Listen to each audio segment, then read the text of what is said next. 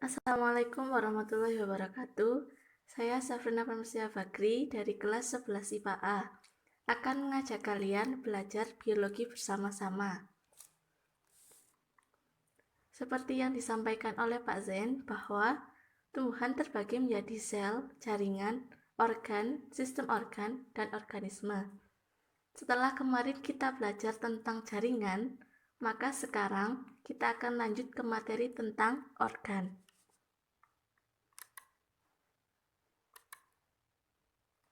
Organ merupakan kumpulan dari jaringan-jaringan yang melakukan diferensiasi dan spesialisasi membentuk organ seperti akar dan daun.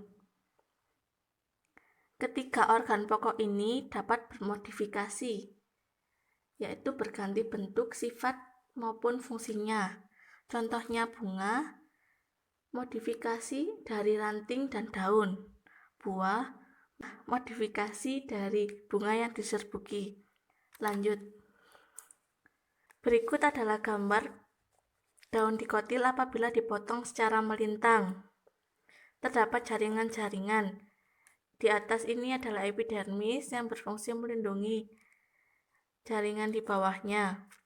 Selanjutnya ada parenkim palisade atau jaringan tiang.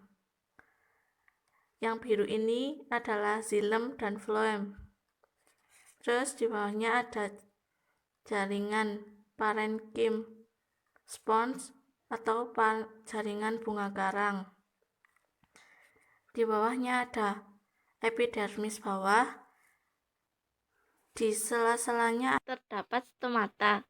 Pada batang dikotil, di bagian depan sendiri ini epidermis.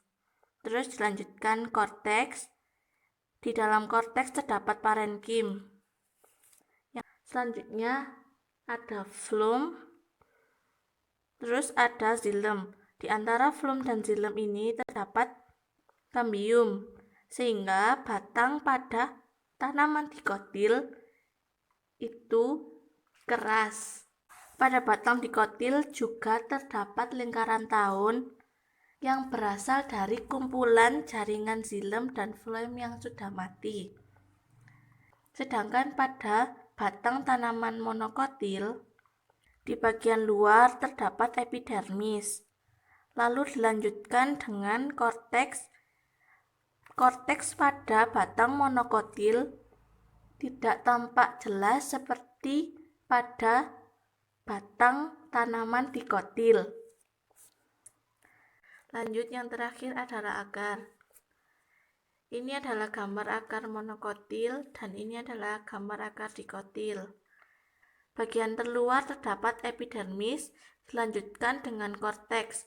Di dalam korteks terdapat jaringan parenkim, lalu dilanjutkan dengan jaringan penguat. Di dalam jaringan penguat terdapat stele, lalu dilanjutkan dengan jaringan pengangkut, yaitu xilem dan floem. Ini floem, ini xilem, ini floem, ini xilem. Membentuk seperti gerigi sehingga disebut berbentuk radial. Lainnya, akar dari tumbuhan monokotil. Di bagian depan terdapat epidermis, lalu ini ada korteks. Dilanjutkan dengan berkas pengangkut, yaitu floem dan xilem. Pada akar tumbuhan monokotil, bentuknya disebut dengan konsentris. Perbedaan tumbuhan dikotil dan monokotil. Pada akar, dikotil berakar tunggang, sedangkan pada monokotil berakar serabut. Batang dan akar. Pada dikotil memiliki kambium. Pada monokotil tidak berkambium. Daun. Tulang daun pada dikotil yaitu menyirip dan menjari, sedangkan monokotil sejajar dan melengkung. Bunga. Pada dikotil jumlah bagian bunganya 4, 5 atau kelipatannya. Pada monokotil jumlah bagian bunganya 3 atau kelipatannya. Biji dikotil berkeping 2, sedangkan monokotil berkeping 1. Ujung akar lembaga pada dikotil tidak mempunyai sarung pelindung, sedangkan pada monokotil mempunyai sarung pelindung, yaitu koleorhiza. Ujung pucuk tidak mempunyai sarung pelindung pada dikotil, sedangkan pada monokotil mempunyai sarung pelindung, yaitu koleoptil. Untuk organ akar, organ batang, dan organ daun sudah kita bahas. Sekarang ada hadiah untuk kita semua. Berikut hadiahnya. Selamat mengerjakan.